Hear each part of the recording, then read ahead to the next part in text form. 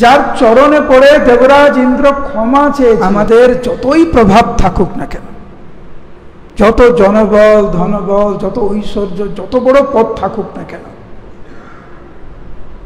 প্রত্যেকেই এই অবস্থায় আসতে হবে। আপনারা জীবিত না মৃত?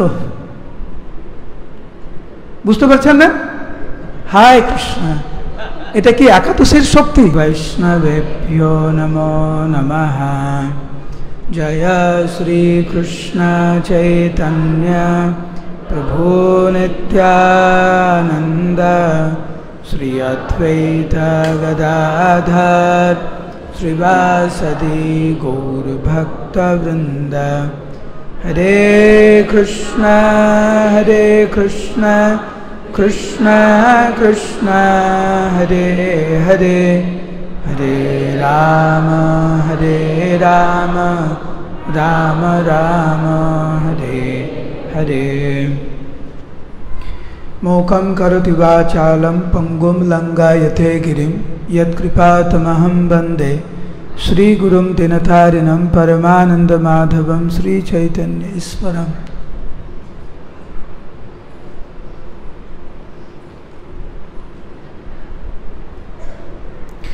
हरे कृष्ण। उपस्थित समस्त गौर भक्तवृंदेर श्रीचरण कमले आमि आमार सश्रद्ध प्रणति ज्ञापन करछि। আপনাদের কৃপা ভিক্ষা চাইছে কিছু বলার জন্য।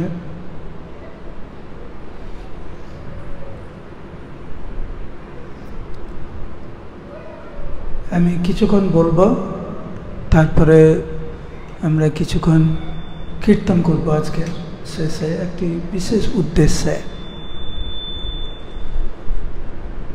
ইসকনের অন্যতম গুরুদেব এবং ভারতবর্ষে যিনি ইসকন ইন্ডিয়া ব্যুরো, মানে আমাদের ভারতবর্ষে যত ইসকনের মন্দির আছে তার লিগ্যাল ওনার হচ্ছে ইসকন ইন্ডিয়া ব্যুরো। প্রভুপাদ নিজে এই ব্যুরো তৈরি করেছিলেন। প্রভুপাদ নিজে এই ব্যুরোর চেয়ারম্যান ছিলেন, legal owner of ISKCON India. এবং গত প্রায় 2 দশকেরও বেশি যিনি এই ব্যুরোর চেয়ারম্যান পদে অভিষিক্ত রয়েছেন, আমাদের সকলেরই আরাধ্য শ্রী শ্রীমৎ গোপাল কৃষ্ণ গোস্বামী মহারাজের আজকের বিকেল 2:30 নাগাদ ওনার কার্ডিয়াক অ্যারেস্ট হয়, কার্ডিয়াক অ্যারেস্ট। এবং উনি অত্যন্ত সংকটময় শারীরিকভাবে অবস্থাতে উনি আইসিইউতে ভর্তি আছেন। ওনার হার্ট এই মুহূর্তে মাত্র 20% কাজ করছে,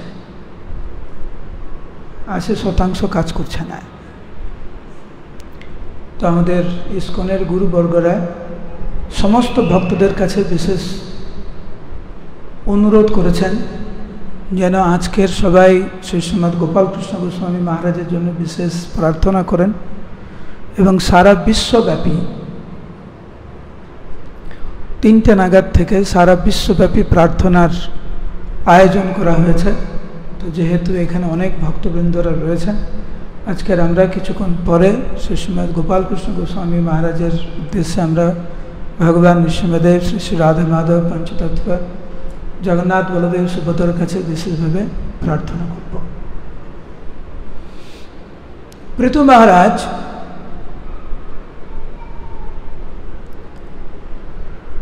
যিনি শশাবরা পৃথিবীর সম্রাট ছিলেন,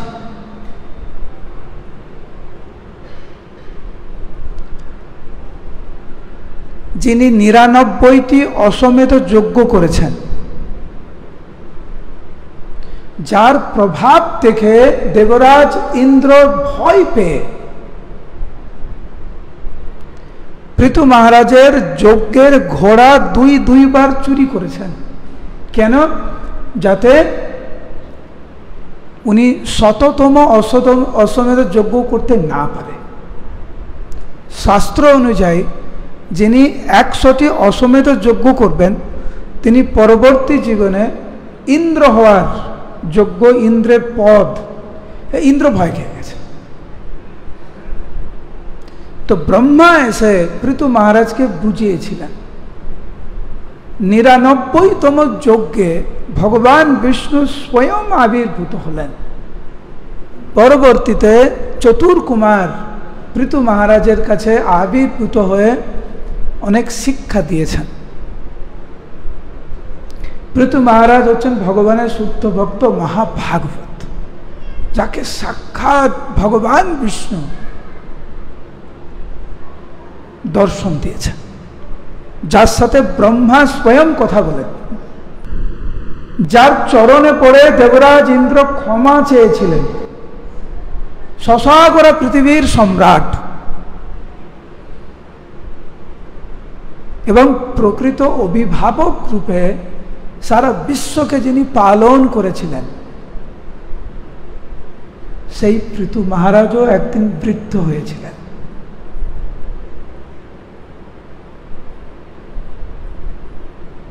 উনি কিন্তু ভগবানের সপ্তাবেশ অবতার, উনি জীবতত্ত্ব।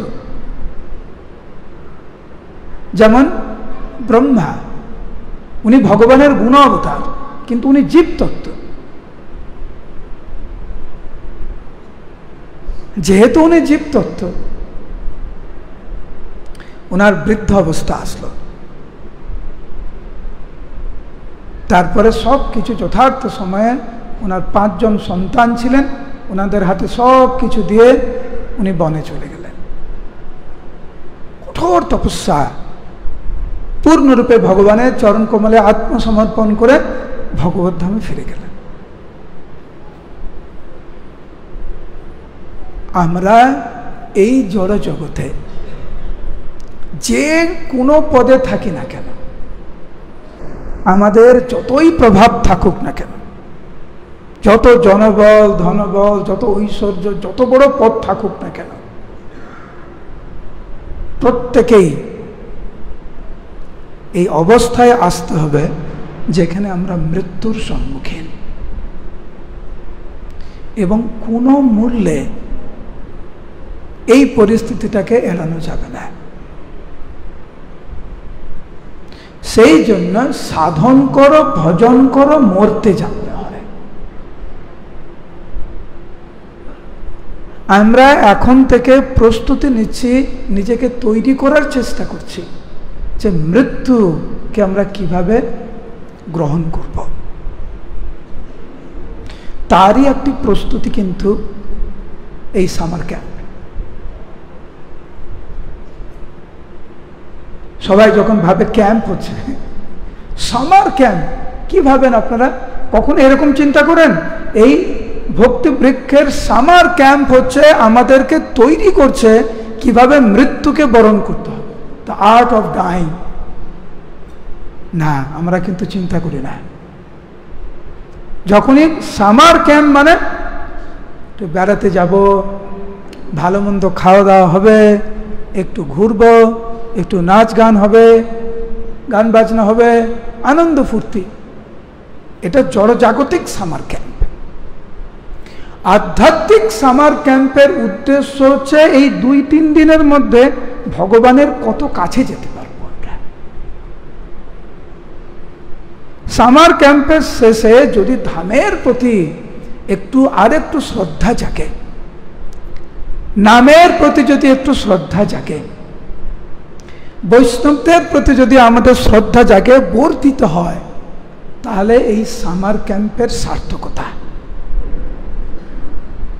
সামার ক্যাম্পে আসার আগে আমাদের ভগবত ভক্তি নিয়ে যেরকম মানসিকতা, সামার ক্যাম্পের পরে সেই রকমই, তাহলে সামার ক্যাম্পের সফলতা পেলাম না আমরা। সামার ক্যাম্পের আগে যেভাবে জব করছিলাম, সামার ক্যাম্পের পরে সামার ক্যাম্পের সময় বা পরে জবটাতে আরো ভালো করে মনোনিবেশ করতে পারছি। বৈষ্ণবদেরকে দেখে শ্রদ্ধা জাগছে। বৈষ্ণবদের দোষ ত্রুটি না দর্শন করে বৈষ্ণবদের ভালো দিকটি দেখছি স্বতঃস্ফূর্তভাবে। এইটি হচ্ছে সামার ক্যাম্পের সফলতা। আমরা যেই স্থানে এসেছি, সকালবেলা আমরা শ্রবণ করলাম, এটা হচ্ছে মহাপ্রভুর বাড়ি। একাচক্রতে যাবেন, মন্দিরে খুব সুন্দর করে লেখা নিতাইয়ের বাড়ি। বলুন জয় নিতাই, উচ্চস্বর জয় নিতাই। আজকে একাদশী বলে ভাত খাননি বলে অনেক দুর্বল নাকি? উচ্চস্বরে বলুন জয় নিতাই। এটা নিতাইয়ের বাড়ি আর এটা নিমাইয়ের বাড়ি। তো নিতাইয়ের বাড়ি এবং নিমাইয়ের বাড়ি হচ্ছে সর্বধাম সার। ব্রজেন্দ্র নন্দন যেই শচীসুত হইল সেই বলরাম হইল তাই। ব্রজেন্দ্র নন্দন অখিল বিশ্ব ব্রহ্মাণ্ডের মালিক পরম পুরুষোত্তম ভগবান কৃষ্ণ শ্রীমান মহাপ্রভু রূপে এখানে অবতীর্ণ হলেন। আর মহাপ্রভুর ইচ্ছায় নিত্যানন্দ প্রভু একাচক্রধামে অবতীর্ণ হলেন। সেই জন্য সমস্ত ঋতু, সমস্ত ধাম, সমস্ত তীর্থ নিত্যকাল ধরে এই ধামে অবস্থান করেন মহাপ্রভু এবং মহাপ্রভুর পার্শ্ববৃন্দের সেবা করার উদ্দেশ্যে। সেই জন্য যিনি মায়াপুর ধামে আসেন, তিনি এই বিশ্ব ব্রহ্মাণ্ডের যত তীর্থ আছে, যত ধাম আছে, কেবলমাত্র মায়াপুর ধামে আসার ফলে সমস্ত ধামে যাওয়ার ফল সে লাভ করবে।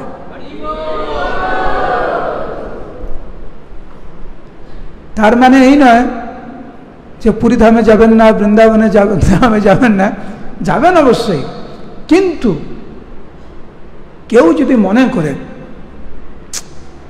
মায়াপুরে গেলাম, সেরকম কিছু পেলাম না, এটা অপরাধ। কারণ বৃন্দাবন ধাম, পুরী ধাম, চার ধাম, যত ধাম আছে, কোটি কোটি যে তীর্থ আছে, সব মায়াপুর ধামে। কারণ আমাদের বুঝতে হবে যে এই নবদ্বীপ ধাম এটা সাক্ষাৎ শ্রীমতী রাধারানীর সৃষ্টি, এটা ব্রহ্মার সৃষ্টি নয়। আপনি একটা ফুল এঁকেছেন, আপনি একটি বাগান তৈরি করেছেন, একটি বাড়ি তৈরি করেছেন, সৌন্দর্যের সীমা আছে কিন্তু সেখানে। কিন্তু ভগবান কৃষ্ণের সন্তুষ্ট বিধানের জন্য সাক্ষাৎ কৃষ্ণময়ী শ্রীমতী রাধারানী যখন কোনো স্থান নিজের হাতে তৈরি করেন, সেই ধাম কেমন?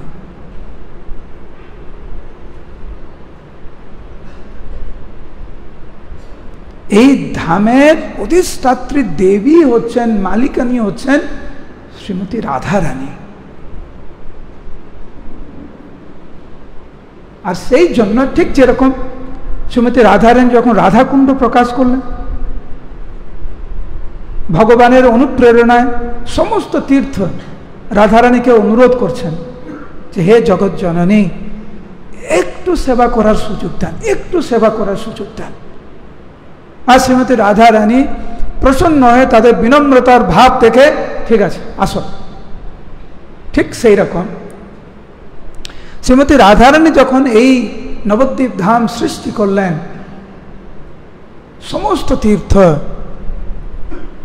সমস্ত ধাম রাধারানীকে সেবা করার জন্য, রাধারানীকে কৃষ্ণের সেবায় সহযোগিতা করার জন্য নিত্যকাল ধরে এই নবদ্বীপ ধামে অবস্থান করেন, যেইখানে এখন আমরা অবস্থান করছি। বিষয়টা হচ্ছে আমরা কতটুকু উপলব্ধি করি এটা। সেই জন্য সোজা বাংলায় সকালবেলা বললাম, আপনারা এখন কোথায় আছেন? কোথায় আছেন? তো কারা যেতে পারে বাড়িতে? আপনি একটু প্রধানমন্ত্রী বাড়িতে গিয়ে দেখান তো আমাকে, অফিসে ডাকবে আপনাকে, তাই না? যদি কোনোদিন সাক্ষাৎ হয় আপনার প্রধানমন্ত্রীর বা মুখ্যমন্ত্রীর বা গভর্নরের, তারা অফিসে ডাকে, বাড়িতে কয়জনকে ডাকে? বাড়িতে আপনজনকে ডাকে। বাড়িতে যে কেউ যেতে পারে না। মহাপ্রভুর গৃহে আপনারা এসেছেন, আপনারা মহাপ্রভুর আপনজন, সেইটা উপলব্ধি করতে হবে, এরকম এবং সেই রকম আচরণ করতে হবে, তাহলে আমরা ফলটা পাব, তা না হলে না। আর এই ধামের যে মহিমা ভক্তনাথ ঠাকুর এখানে বর্ণনা করছেন, ব্রহ্মাদি নাহি জানে বর্ণে সাধ্যকার। ব্রহ্মা স্বয়ং এই ধামের মহিমা বর্ণনা করে শেষ করতে পারে না। শুধু ব্রহ্মার কথা কেন, মহাদেবের পক্ষেও সম্ভব না। শুধু মহাদেব কেন,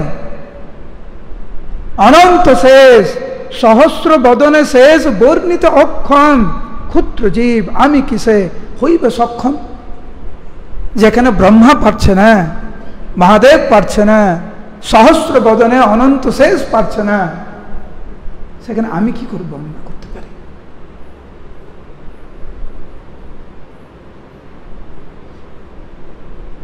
দেব দেব মহাদেব নাহি অন্ত পায়, মহাদেব অন্ত পায় না। সেই স্থানে আমরা এখানে অবস্থান করছি, এই কারণে অন্ত পায় না, কারণ এইখানে শ্রীমান মহাপ্রভু নিত্য লীলা করেন। অদ্যপিয় সেই লীলা করে গৌর রায়, কোন কোন ভাগ্যবানে দেখিবারে পায়। যেই স্থানে আমরা ধামের মহিমা শ্রবণ করছি, এই স্থানেই কিন্তু মহাপ্রভু ওনার নিত্য লীলা করছেন। কে দর্শন করছেন? কোন কোন ভাগ্যবানে দেখিবারে পায়। প্রভুপাদের মতো শুদ্ধ ভক্ত ওনারা দর্শন করতে পায়। প্রভুপাদ বলেছেন, এই নবদ্বীপ ধামে জীবিত থাকা আর মৃত্যুবরণ করা হচ্ছে এক। কেন? আপনারা জীবিত না মৃত? বুঝতে পারছেন না? হায় কৃষ্ণ, এটা কি একাদশীর শক্তি? আপনারা জীবিত না মৃত? জীবিত। এত বিনয় হলে দরকার। আপনারা এখন জীবিত। আপনারা জীবিত না মৃত? কথা বলছেন তো, তার মানে তো জীবিত। উচ্চস্বরে বলুন, জীবিত না মৃত? জীবিত। কোথায় আছেন? তাহলে জীবিত অবস্থায় ভগবানের গৃহে। আবার বলছি, এটাকে ভিতরে হৃদয়ঙ্গম করুন, এটাকে মানুন, এটাকে বিশ্বাস করুন, সেইভাবে চলুন। আবার জিজ্ঞাসা করছি, আপনারা জীবিত না মৃত? কোথায় আছেন? তাহলে জীবিত অবস্থায় ভগবানের গৃহে আছেন। প্রভুপাদ বলছেন, জীবিত বা মৃত একই ধামে, নবদ্বীপ ধামে। তো জীবিত অবস্থায় আপনারা ভগবানের গৃহে অবস্থান করছেন। আর ধামে যদি মৃত্যু হয়, কোথায় যাবেন? কোথায় যাবেন? ভগবানের গৃহে যাবেন। আবার বলছি, কোথায় যাবেন? তো জীবিত অবস্থায় ভগবানের গৃহে আছেন, মৃত্যুবরণ করলে ভগবানের গৃহে যাবেন। সেই জন্য প্রভুপাদ বলেছেন, ধামে জীবিত থাকা বা মৃত থাকা এক।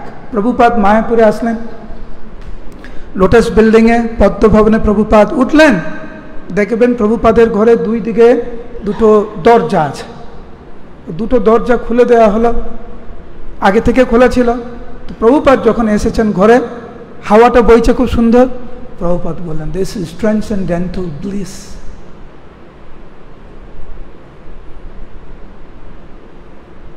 আধ্যাত্মিক আনন্দ আর এই হাওয়াটা ট্রান্সেন্ডেন্টাল, এটাও দিব্য। প্রভুপাদ এখানে জল খেয়েছেন, জল পান করেছেন, বলছেন ট্রান্সেন্ডেন্টাল। মহাপ্রভুর লীলা, নিত্য লীলা দর্শন করেছেন শিল প্রভুপাদ এখানে। আর সেই জন্যই আন্তর্জাতিক কৃষ্ণ ভাবনামৃতের প্রধান কেন্দ্র, আধ্যাত্মিক প্রধান কেন্দ্র হচ্ছে মায়াপুর নবদ্বীপ ধাম। শ্রী মায়াপুর নবদ্বীপ ধাম কি? কিন্তু অভক্ত জনের চিত্তে না হয় উদয়। যখন জীব গোস্বামী পাদ মায়াপুরে যখন আসলেন, মায়াপুর ধামে প্রবেশ করেই আধ্যাত্মিক মায়াপুর ধাম দর্শন করলেন। জীব গোস্বামী পাদ যখন মায়াপুরে এসেছিলেন তখন মহাপ্রভু উনার লীলা কিন্তু সম্বরণ করেছেন। মন দিয়ে শুনুন, মহাপ্রভু এই জগৎ থেকে লীলা সম্বরণ করেছেন যখন জীব গোস্বামী পাদ মায়াপুরে আসেন, কিন্তু নিত্যানন্দ প্রভু ছিলেন। জীব গোস্বামী পাদ নিত্যানন্দ প্রভুকে অনুরোধ করেন যে হে প্রভু, আপনি সাক্ষাৎ ভগবান, আপনি শ্রীমন মহাপ্রভুর প্রধান সহায়ক। তা আমার খুব ইচ্ছা যে মহাপ্রভুর যে লীলাভূমি এই নবদ্বীপ ধাম, আপনি আমাকে দর্শন করেন নিজে। তো করুণা করে নিত্যানন্দ প্রভু রাজি হয়ে গেলেন। পরিক্রমা শুরু হলো। পরিক্রমা করতে করতে ওনারা গেলেন শ্রীবাস অঙ্গনে। জীব গোস্বামী পাদ সেখানে আর কয়েকজন ভক্ত রয়েছেন। নিত্যানন্দ প্রভু যেই শ্রীবাস অঙ্গনে প্রবেশ করলেন, নিত্যানন্দ প্রভুকে বললেন, নিত্যানন্দ প্রভু জীব গোস্বামী পাদকে বললেন, শ্রীজীব, এই সেই দিব্য স্থান যেখানে সারা রাত ব্যাপী শ্রীমান মহাপ্রভু কৃষ্ণ প্রেমে পাগল হয়ে ভক্তদেরকে নিয়ে নৃত্য গীত করেছেন। এই শ্রীবাস অঙ্গন হচ্ছে বৃন্দাবনের রাসস্থলী, যেখানে মহাপ্রভু অকাতরে প্রেম বিতরণ করেছেন, মহাপ্রকাশ লীলা করেছেন। তো যখন নিত্যানন্দ প্রভু স্বয়ং জীব গোস্বামী পাদকে এই শ্রীবাস অঙ্গনের মহিমা শ্রবণ করাচ্ছেন, শ্রীবাস অঙ্গনের মহিমা শ্রবণ করে তৎক্ষণাৎ জীব গোস্বামী পাদ ওইখানেই অজ্ঞান হয়ে পড়ে গেল।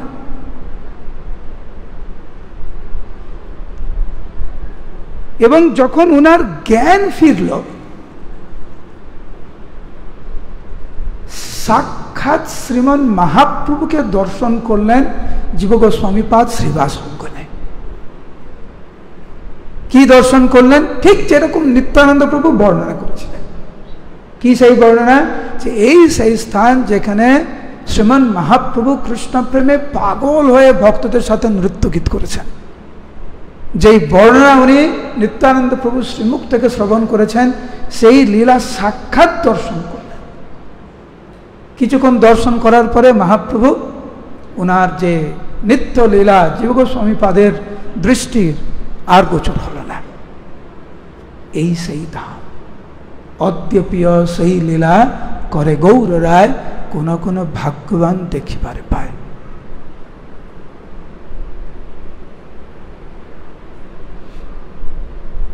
এটি কোনো সাধারণ কোনো স্থান নয়।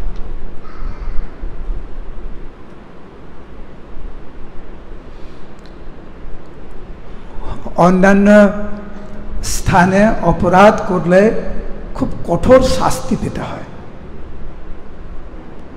কিন্তু নবদ্বীপ ধাম ঔদার্য ধাম, অনেক উদার, ক্ষমা করে দেন। তার মানে এই নয় যে ক্ষমা করে দেন বলে আমরা অপরাধ করব, সেটা আরো ভয়ঙ্কর অপরাধ হবে। কিন্তু মহাপ্রভু ক্ষমা করে দেন। জগন্নাথ দাস বাবাজি মহারাজ 6 মাস বৃন্দাবনে থাকতেন আর 6 মাস নবদ্বীপ ধামে থাকতেন। এখন যেটা নবদ্বীপ শহর,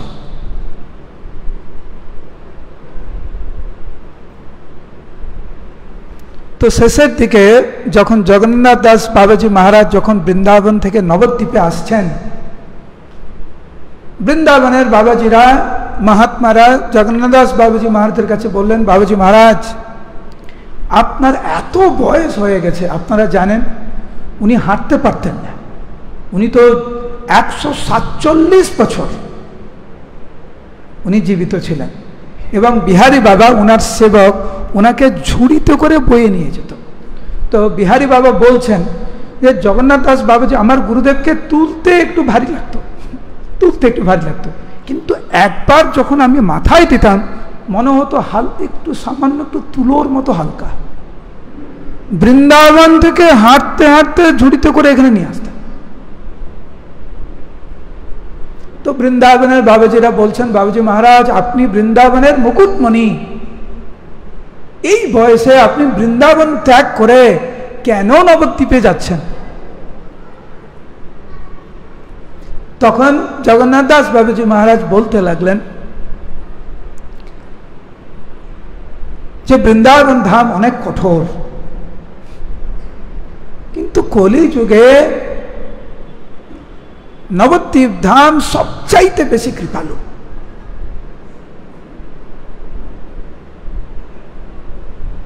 এইখানে ভগবানও খুব কঠোর হয়ে যায় আর তার ভক্তরাও খুব কঠোর হয়ে যায়। তার উদাহরণ দিলেন যে অসুররা আসত আর কৃষ্ণ তাদের নিধন করতেন, কিন্তু দেখো আমার মহাপ্রভুকে মাধাই প্রহার করলেন নিত্যানন্দ প্রভুকে, আর নিত্যানন্দ প্রভুর মনোভাব মেরেছিস কলসির কানা, তা বলে কি প্রেম দেব না? বৃন্দাবন ধামে কৃষ্ণ একটু মাখন চুরি করেছে, আরে অখিল বিশ্ব ব্রহ্মাণ্ডের মালিক নিজের জিনিস নিজেই একটু চুরি করেছে তো কি হয়েছে? কিন্তু মা যশোদা কৃষ্ণকে বেঁধে রাখলেন, শাসন করলেন, লাঠি দেখিয়ে ভয় দেখালেন। আমার কৃষ্ণ ভয়ে কাঁপতে লাগলো যে মা তুমি লাঠিটা ফেলে দাও, তুমি লাঠিটা ফেলে দাও। কিন্তু সেই জগৎ জননী যশোদা মা যখন শচী দেবী রূপে অবতীর্ণ হলেন এবং কৃষ্ণ যখন গৌর রূপে অবতীর্ণ হলেন, একদিন মহাপ্রভু ছোট নিমাই মাকে বলছে, মা আমি গঙ্গাতে যাব স্নান করতে, তো পুজোর সামগ্রী আমাকে দাও। আর শচী মা বলছে যে বাবা একটু দাঁড়া, আমি তোকে দিচ্ছি, একটু দাঁড়া। মহাপ্রভু অনেক রাগ করলেন, অনেক ক্রোধান্বিত হয়ে, কেন তুমি আমাকে বললে দাঁড়াতে, কেন তুমি আমাকে এক্ষুনি দেবে না? এত রাগ মহাপ্রভুর, ক্রোধান্বিত হয়ে ঘরের যত জিনিসপত্র ছিল সব তছনছ করে নষ্ট করে দিলেন, ঘরের দরজা ভেঙে দিলেন, ঘরের জানলা ভেঙে দিলেন, চাল ডাল যা ছিল সব ছিটিয়ে দিলেন, কাপড় ছিটতে লাগলেন, একটা লাঠি নিয়ে গাছকে মারতে লাগলেন, ভূমিকে মারতে লাগলেন। আর শচী মা বলছে, যখন সবকিছু নষ্ট করছে ঘরের, তখন শচী মা বলছে, নিমাই ঠিক করছিস তুই, এ সবই তো তোর, তুই নষ্ট কর, তোর জিনিস তুই নষ্ট কর। যেই শচী মা যশোদা রূপে একটু মাখন চুরি করেছে বলে এত শাসন করলেন, সেই যশোদা মা শচী রূপে অবতীর্ণ হয়ে কৃষ্ণ মহাপ্রভুকে বলছে, ঠিক করেছিস, তোর জিনিস তুই নষ্ট কর, আরো নষ্ট কর, আরো নষ্ট কর। এখানে বৃন্দাবনের ধাম একটু কঠোর, ভক্তরাও একটু কঠোর, ভগবানও একটু কঠোর মনোভাব নেয় মনে হয়, কিন্তু নবদ্বীপ ধামও অনেক উদার, ভগবানও ওখানে অনেক উদার, আর ভক্তরাও অনেক উদার। সেই জন্য আমার জন্য নবদ্বীপ ধামই ঠিক আছে বলে নবদ্বীপ ধামে আসলে। তো সবচাইতে সর্বশ্রেষ্ঠতম ধামে আমরা এখন অবস্থান করছি। সম্পূর্ণ সুযোগ গ্রহণ করুন। যাক, আমি আরো কিছু বলতে চাইছিলাম কিন্তু সময় প্রায় শেষ, তো আমি 20 মিনিট এখন গোপালকৃষ্ণ গোস্বামী মহারাজের জন্য আমরা এখন একটু কীর্তন করব, প্রার্থনা করব, তারপরে আগামীকাল অন্য বিষয়, মথুরেশ প্রভু আমাকে একটা বিষয় দিয়েছেন, তো সেই বিষয় নিয়ে আমরা আগামীকাল সকালবেলা আমরা আলোচনা করব। হরে কৃষ্ণ কৃষ্ণ কৃষ্ণ হরে হরে, হরে রাম রাম রাম হরে হরে, শ্রী মায়াপুর নবদ্বীপ ধাম কি উচ্চস্বরে শ্রী মায়াপুর নবদ্বীপ